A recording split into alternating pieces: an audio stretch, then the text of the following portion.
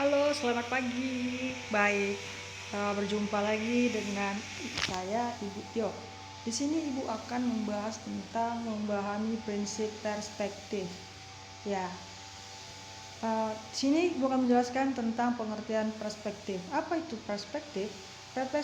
Perspektif atau sudut pandang adalah teknik atau metode untuk menggambar objek-objek berupa benda, ruang, dan lingkungan yang ukurannya lebih besar dari manusia. Teknik ini ada karena keterbatasan jarak pandang mata kita dalam melihat objek.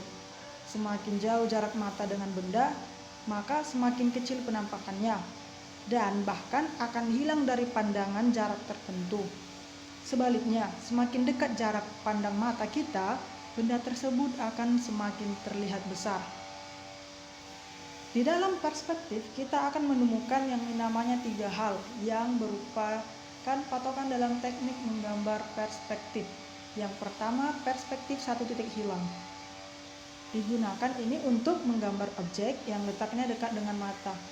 Objek yang sangat dekat dengan mata membuat objek utama kelihatan cukup besar dengan sudut sempit, sehingga garis-garis batas akan menuju ke satu titik saja. Dikatakan hilang karena titik yang dibuat tidak terlihat atau samar untuk patokan membuat garis bantu atau pembatas dari objek yang akan dibuat. Garis-garis horizontal yang semakin menjauh apabila diperpanjang itu akan tampak bertemu pada satu titik pusat pandangan. Perspektif satu titik hilang itu sangat cocok untuk menggambar suasana di dalam ruangan atau interior. Nah, berikut adalah salah satu contoh dari perspektif satu titik hilang. Baik, bisa kita lihat. Nah, ini dia. Bisa kita lihat dari tengah inilah kita ambil satu titik. Inilah bisa kita lihat yang menegaskan menggambar perspektif satu titik hilang. Selanjutnya ada perspektif dua titik hilang. Disebut juga sebagai angular perspektif atau two-point perspektif.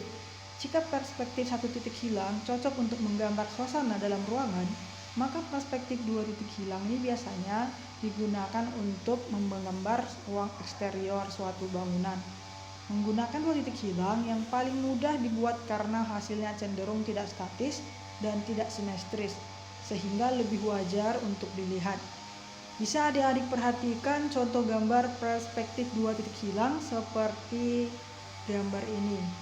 Ya, inilah dia gambar yang bisa kita lihat sudut dua titik hilang. Satu sudut sebelah kiri, satu sudut sebelah kanan. Selanjutnya ada perspektif tiga titik hilang.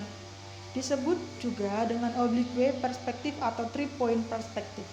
Perspektif tiga titik hilang ini merupakan teknik perspektif yang merupakan teknik yang paling rumit dan susah dan menggunakan tiga titik untuk membuat garis pembatas objek.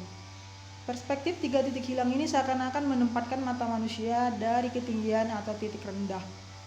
3 set garis ortogonal digunakan untuk menciptakan titik hilang dari setiap objek yang ada.